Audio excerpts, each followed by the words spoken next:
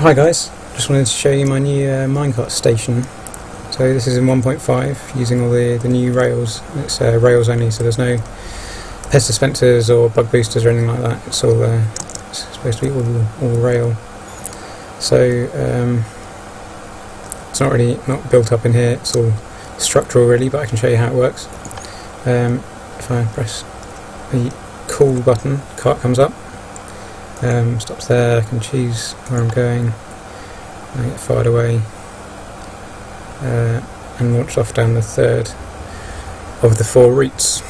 I'm back into the entrance at the moment, and I can press one of these to send the cart away. Yeah, so let's have a look what's underneath. This is my new dispenser setup, so this is similar to the one I had before, based on a design by Tesseract91, except you might notice possibly that there's no wires on the surface anymore. So these used to be directly connected up, and also these are spaced out more, and that's because I control everything from below. So underneath each slot in the dispenser there is a RS NOR latch. These 2 blocks with powder on are detectors, and that torch is a booster rail, and that pattern is repeated back for each slot in the dispenser. And I had to space these out because there was no way to package it when they were close together. So now, rather than carts pushing and pulling each other out of the dispenser, they just automatically move forwards to the next empty slot. So when this one leaves, it trips that, turns on that booster, it will move around because it thinks this slot is now empty, so it will move in. When it crosses that, it will say it's full again, and that echoes back through the system. And as you can see here, there's no cart in here, so this one is automatically turned on. So any carts that come in will head straight through that one and go to the next empty slot. This makes loading quite easy compared to the others anyway, because you can just fire them in. If you load them too quickly, you may get them sent to overflow. So if this is full, if the last slot is full, or if two carts are really close together for anti-spam purposes, I moved that detector. It was over here. I moved it back to here. So as soon as one crosses here, it thinks there's a cart in this section, which there is, and that will flick this point over, so that carts go to overflow, which is just a cactus in there.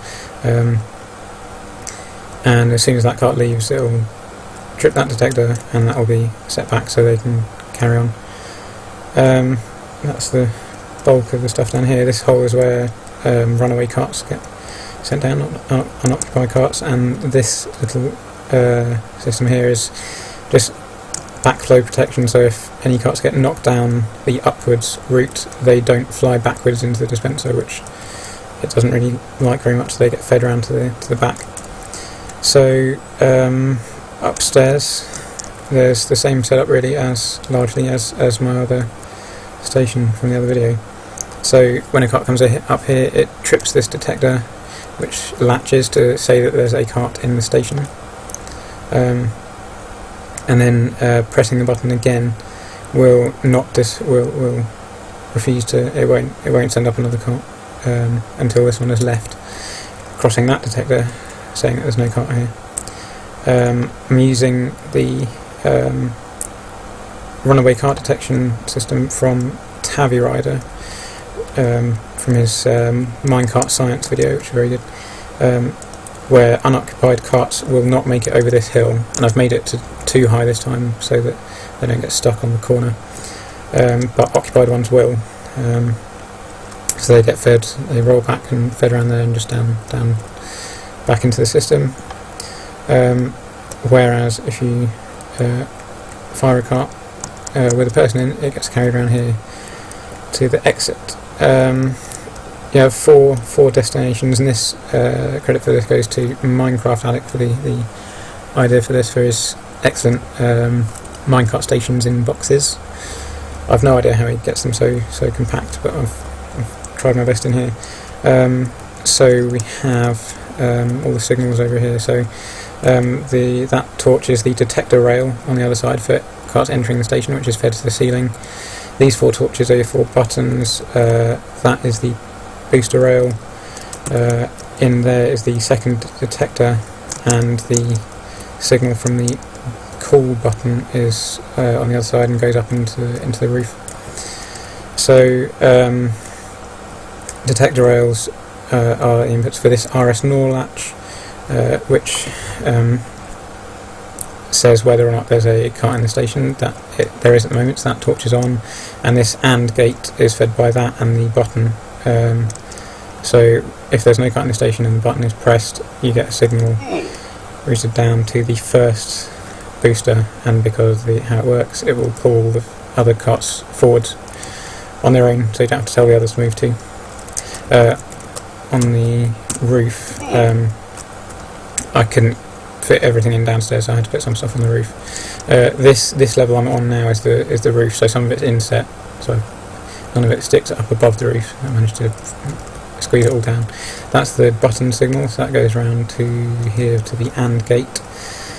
That is the first detector, which comes along this line down to the RS NOR latch. The other one feeds from below, and that slot are 2 of the buttons which feed down that way.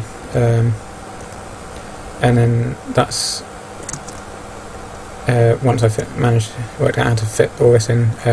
This section here is Minecraftaddict idea, really, having an RS NOR latch for each point in the system, which and all the destination buttons reset all the latches, and then set the one that they are relevant to.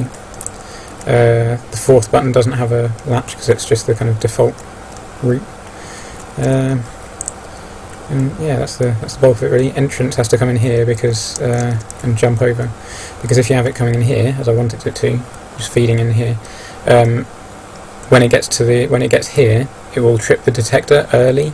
I don't know why. I think that must just be a bug. But that powers that. This becomes a point and powers it, and it sends it down the hill. So I had to fit it in over here and jump in.